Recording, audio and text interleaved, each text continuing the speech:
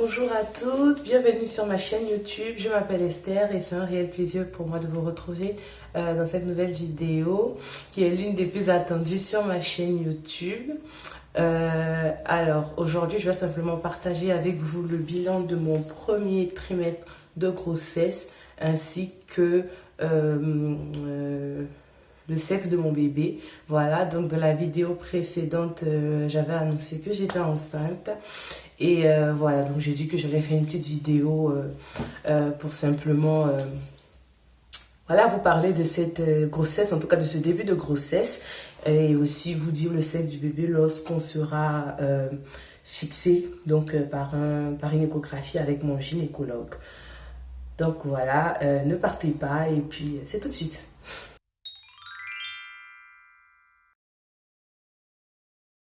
Pour rappel, et si vous n'avez pas regardé ma vidéo précédente, j'ai su que j'étais enceinte courant août, début août, voilà, et c'était vraiment émotionnellement, c'était vraiment je dirais pas un choc, c'était vraiment c'était un moment extraordinaire, un moment très important pour moi parce que vraiment mon mari et moi nous avons désiré cet enfant. Moi particulièrement, je parle pour moi, j'étais vraiment dans l'expectative en fait de cette grossesse. J'avais prié, je me rappelle très bien que à un bac conférence 2019, donc qui a eu lieu en juillet, j'avais prié, il y avait une parole qui avait été lancée par le pasteur Karambiri et il avait dit l'année prochaine à la même date tu viendras à un pas de conférence avec ton bébé miracle, et j'ai dit amen, je reçois. Et je sais que les gens étaient à côté de moi en fait ok, mais j'ai dit moi je m'en fous, moi je reçois la parole en fait parce que c'était vraiment quelque chose qui était sur mon cœur. Voilà, ça fait 1 an que je suis mariée avec mon mari, 1 an et 3 mois. Voilà, et à cette période, voilà, le bébé, il est venu vraiment au cours de la première année et c'est une grâce. C'est une grâce parce que je sais que quelque part dans le monde, il y a des femmes qui luttent pendant des années avant d'avoir un enfant. Et moi, c'est mon 2e bébé et je suis plus que reconnaissante au Seigneur. Cette nouvelle, vraiment, comme je l'ai dit, je l'ai accueillie avec beaucoup de joie et beaucoup d'excitation. J'étais vraiment très contente. Je me rappelle que j'ai pris, je suis allée, lorsque je suis allée faire les analyses de sang, je suis rentrée chez moi et j'étais fatiguée, donc je me suis reposée. Et au réveil, en fait, j'ai vu que j'ai vu que le laboratoire d'analyse m'avait envoyé un mail avec mes résultats dedans. Donc j'étais couchée dans le noir lorsque j'ai pris mon téléphone et puis j'ai mis les codes d'accès pour avoir accès à mes résultats. J'étais tremblante. Je sais même pas pourquoi j'étais tremblante. Et là, en fait, j'avais pas vu tout de suite test de grossesse positif. Je voyais juste des chiffres et j'ai fait mais c'est quoi ça? Qu'est-ce que ça veut dire? Et après, j'ai vu test de grossesse positif. J'étais seule à la maison. J'ai bondi du lit, genre, je suis enceinte! Et la première personne que j'ai appelée, c'est ma meilleure amie, Elisabeth. C'est elle que j'ai appelée. Et ensuite, j'en ai parlé à ma sœur qui est au Canada. Et puis, je pouvais vraiment pas me contenir. Et comme je l'ai dit, mon mari n'était pas à Toulouse, il était à Paris pour le travail. Et je voulais pas lui annoncer cela au téléphone. Donc, je le lui ai dit 2 jours après, donc le samedi lorsqu'il est revenu. Et voilà, franchement, j'étais vraiment dans l'excitation, dans la joie, dans le bonheur. C'était vraiment trop beau en fait. J'étais vraiment très contente et j'ai compris que Dieu, il exauce les prières et que mine de rien, c'est pas un acquis d'avoir un enfant. C'est une grâce, parce que rien n'est acquis en fait dans la vie. Rien n'est acquis. Manger, se loger, se vêtir et avoir un bébé, c'est pas un acquis. Et voilà en fait, et cet état d'excitation ne m'a pas quitté jusqu'à aujourd'hui. Je suis tellement pressée d'arriver au 3e trimestre. Donc là, je suis au premier. Je suis tellement pressée d'arriver au 3e trimestre et de pouvoir maintenant vraiment palper cette réalité-là en fait, que je vais bientôt avoir 2 enfants. Et voilà. C'est vrai que parfois, encore aujourd'hui, ça m'étonne en fait. j'ai du mal à réaliser que moi, Esther, 25 ans, je vais avoir 2 enfants. Je sais pas, c'est souvent j'ai l'impression de rêver parce qu'il n'y a pas si longtemps que ça, j'étais juste une petite étudiante. Ouais, j'étais juste une petite étudiante qui a quitté la Côte d'Ivoire pour faire ses études en France. Et voilà quoi, aujourd'hui je suis mariée, j'ai 2 enfants, j'ai quand même un diplôme et je me dis, waouh, tant de chemin parcouru et ça fait bizarre. Ça fait bizarre de réaliser que je serai mother of two, comme j'aime m'appeler maintenant. Je serai maman de 2 et c'est juste incroyable en fait. La vie, franchement, c'est quelque chose et les voies de Dieu sont insondables en fait. Les voies de Dieu sont juste insondables et je crois fermement que son plan pour ma vie, pour nos vies, c'est le meilleur.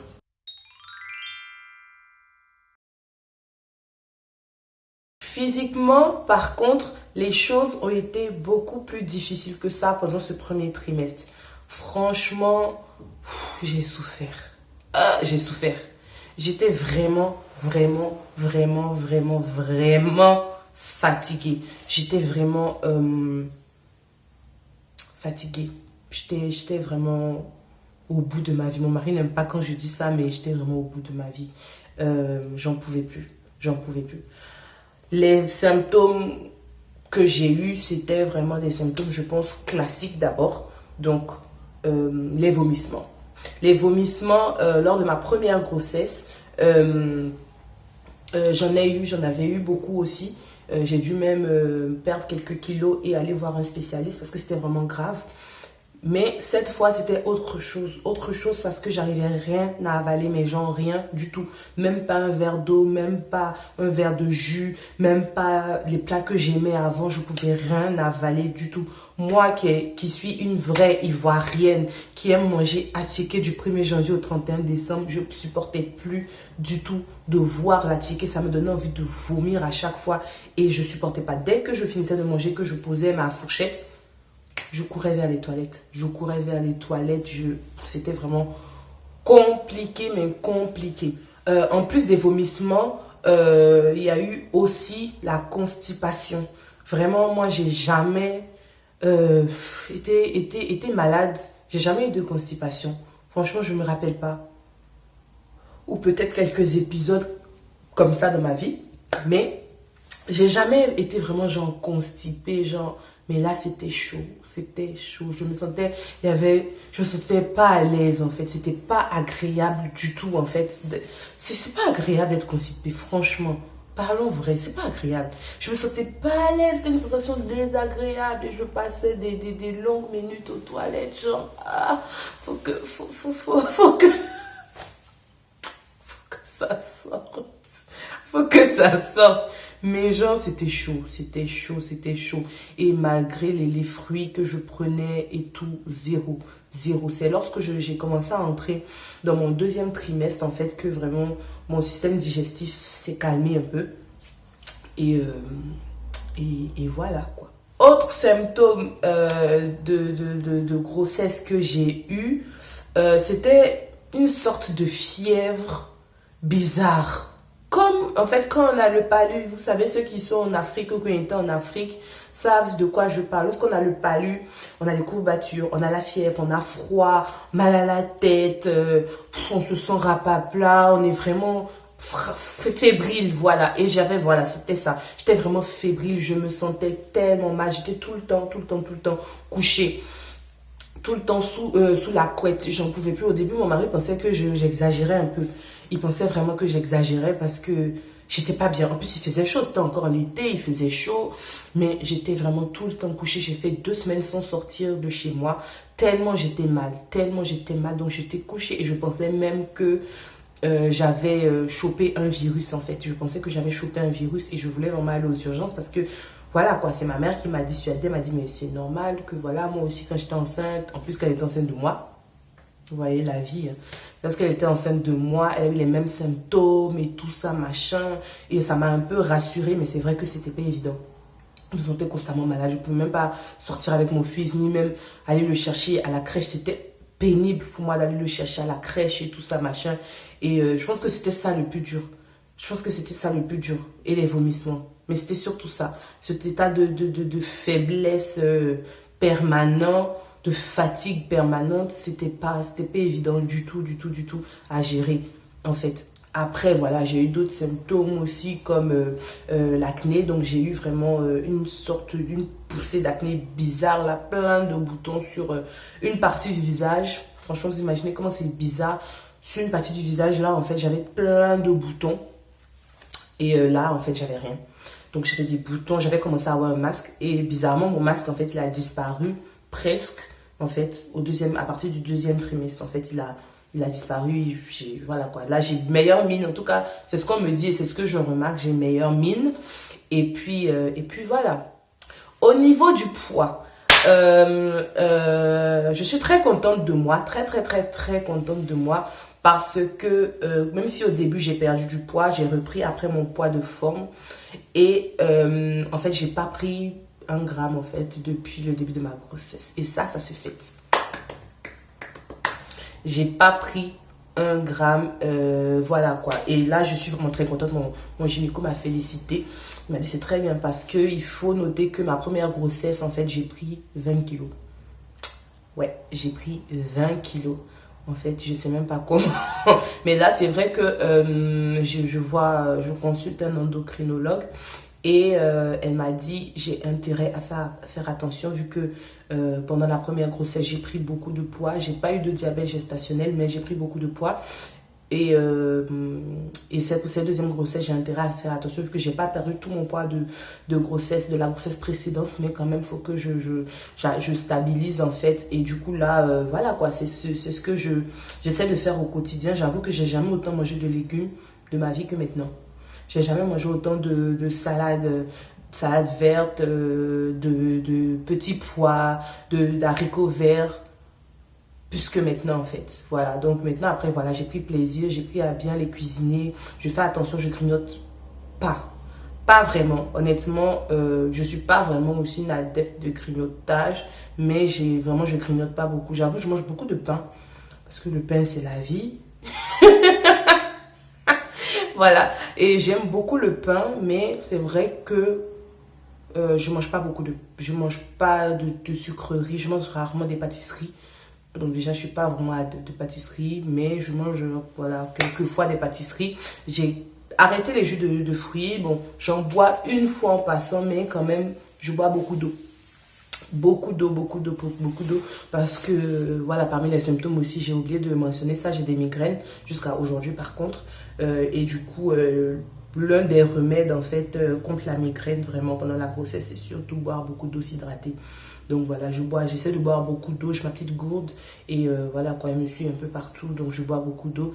Et voilà quoi, je suis contente quand même pour mon poids. Mon objectif, c'est vraiment de ne pas dépasser les 90 kilos. Je suis à 83. C'est de ne pas dépasser les 90 kilos. Je me donne les moyens d'y arriver, voilà quoi, je me donne les moyens d'y arriver, je me dis c'est possible. C'est vrai, je fais pas de sport, mais je me dis que c'est possible. Donc voilà pour ce premier trimestre qui a été franchement riche en émotions et voilà, en difficultés physiques. Mais voilà, c'est que du bonheur. C'est que du bonheur de savoir qu'il y a un petit être qui grandit à l'intérieur de moi. C'est vrai qu'il y a beaucoup d'autres choses que peut-être j'aurais aimé partager, comme Mathis, parce que ouais, je lui ai dit qu'il va être grand frère, mais voilà quoi. Je pense pas qu'il ait compris, mais voilà, on me dit que normalement il a compris parce que voilà, ces temps-ci il est un peu capricieux, un peu beaucoup capricieux, voilà. Donc je pense qu'il a senti qu'il y a un changement. Voilà, il va avoir 2 ans en janvier, donc il commence quand même à beaucoup appréhender, à vraiment comprendre les choses. Donc voilà, je pense qu'il le sait, il le sent en tout cas. Donc c'est vrai qu'il est un peu capricieux en ce moment. Je prie vraiment que Dieu apaise son cœur et que voilà, il accueille cette nouvelle, ce nouveau membre de la famille là avec beaucoup d'amour. Après je sais que mon fils Mathis, franchement c'est vraiment un amour, il est très doux. Et voilà quoi, mais bon, on continue de prier, on peut rien prévoir à 100%, mais je prie vraiment pour que tout se passe bien et tout se passera bien. Et voilà, donc au quotidien, voilà, je vis ma vie, voilà, je suis en plein deuxième trimestre, ça se passe plutôt bien. Donc dans quelques mois, voilà, je vais vous faire aussi la vidéo bilan pour le deuxième trimestre, ce qui s'est passé, ce qui s'est bien passé, ce qui s'est moins bien passé et tout. Et aussi, voilà, mon projet de naissance, etc. Mais bon, là, on aura le temps d'en parler. Et voilà.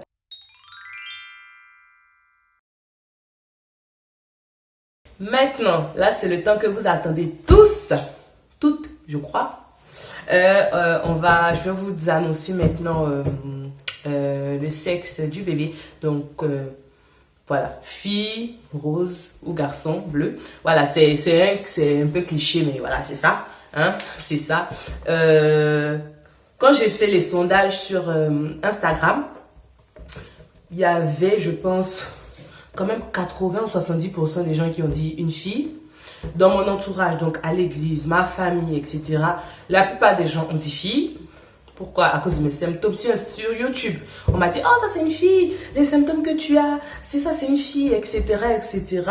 Donc, voilà, je ne savais vraiment pas. Jusqu'à mardi dernier, donc il y a une semaine, où on a eu rendez-vous. On a eu rendez-vous avec le gynéco et on a découvert que, roulement de tambour, je vais avoir un deuxième petit garçon. Je vais avoir un deuxième petit garçon. Franchement, je suis trop contente. Je suis trop contente. Je serai une maman de deux petits garçons. C'est trop chouette, c'est cool. Et voilà quoi. Donc tous ceux qui ont dit filles, qui ont mis leur main à couper, qui ont parié, franchement, en fait, vous vous êtes trompés. Vous vous êtes trompés. Il y a même une sœur de l'église qui m'a dit, moi je me trompe jamais. Mais en fait, vous êtes tous trompés quoi. Franchement, voilà. J'avoue, c'était une surprise pour nous parce que tellement de gens nous ont dit filles et les symptômes et tout ça que j'ai fini par y croire. Mais franchement, au fond de moi, et je le dis en toute honnêteté, au fond de moi, là, j'entendais, sister, c'est un garçon. C'est un garçon. Parce que j'avoue, je me voyais mal avec une fille, une petite fille, en fait, je sais pas. Je me disais, waouh, je me sens très bien avec mon fils. Donc, peut-être si c'est un deuxième, gloire à Dieu, ce serait cool, quoi. Un peu tout bénef. Et voilà, quoi. Donc, c'est un petit garçon. Je suis hyper contente. Et voilà, quoi. On bénit le nom du Seigneur et tout. Comme mon mari dit, Dieu a de l'humour. Dieu a de l'humour. Voilà. Il est passé... c'est quoi le mot? Voilà quoi. Il s'est bien moqué de toutes les personnes qui ont fait des pronostics, comme si c'est eux qui m'avaient crié. Ils ont dit, oh, toi, tu vas avoir une fille et tout. Il s'est bien moqué de tout le monde. Et voilà quoi. C'est ça la beauté aussi de la maternité. C'est qu'on ne peut pas décider est-ce qu'on aura une fille ou un garçon. Voilà. Et même si on a des préférences, parce que ça arrive d'avoir des préférences, je pense simplement que nous devons juste être reconnaissants. Reconnaissant d'avoir un enfant en bonne santé. Parce que mon bébé, mon petit garçon dans mon ventre, il est en très bonne santé selon le gynécologue. Donc voilà, je pense que c'est ça l'essentiel. Parce qu'il y a des femmes, ça fait peut-être 9 ans qu'elles cherchent un bébé. Elles n'ont pas eu encore cet enfant-là. Vous pensez qu'elles vont faire des chichis à dire oh, moi j'aimerais bien une fille ou rien. Non, elles veulent juste un enfant à elles qui sort de leurs entrailles et qui est en bonne santé. Et c'est tout ce qui compte. Donc, à toutes les personnes qui ont dit fille, j'espère quand même que même si c'est pas une fille, vous allez aimer mon bébé, mon petit garçon. Voilà, il a déjà un prénom que je vais pas dire. Voilà, pas du tout. Je vais pas du tout en parler sur ma chaîne jusqu'au jour de la naissance. Ça, c'est hors de question. Voilà, on le garde pour mon mari et moi. Mais voilà, nous sommes très contents. En tout cas, moi, je suis très contente de partager cette aventure avec vous. Et voilà quoi. Merci de toujours nous soutenir, de toujours me montrer votre amour. Franchement, c'est incroyable en fait. Toutes les personnes qui m'écrivent, les messages que je reçois, c'est juste incroyable. Et je veux vraiment bénir Dieu pour vos vies. Si vous avez à cœur de faire un cadeau, j'ai créé une liste de naissance, donc vous allez trouver le lien dans la barre d'infos. Si éventuellement aussi vous voulez plutôt donner apporter une contribution financière à tout ce qui sera lié à la naissance du bébé, à la venue du bébé. Je vous invite aussi à cliquer sur le deuxième lien, donc qui est une cagnotte en fait, et voilà, les frais serviront à couvrir tout ce qui est hospitalisation, soins médicaux, etc. C'est juste une façon, franchement, de bénir Dieu pour la vie de cet enfant dans nos vies. Et en tout cas, nous remercions chacun. Voilà, il n'y a pas de petits cadeaux ou de grands cadeaux. Il y a juste des actes d'amour, en fait, et c'est tout ce qui compte. Voilà, merci d'avoir suivi cette vidéo. Si vous n'êtes pas encore abonné à ma chaîne, je vous invite à le faire. Suivez-moi aussi sur Instagram où je partage beaucoup de choses. Et puis, dites-moi aussi en commentaire quel genre de vidéo vous voulez que je fasse en ce qui concerne la grossesse ou la vie d'épouse ou ce que vous voulez, la vie de femme chrétienne, tout ce que vous voulez. Mettez-moi des thèmes en commentaire et puis voilà, je vais essayer de les tourner. Merci d'avoir regardé cette vidéo. Je vous embrasse. On se dit à plus tard et que Dieu vous bénisse.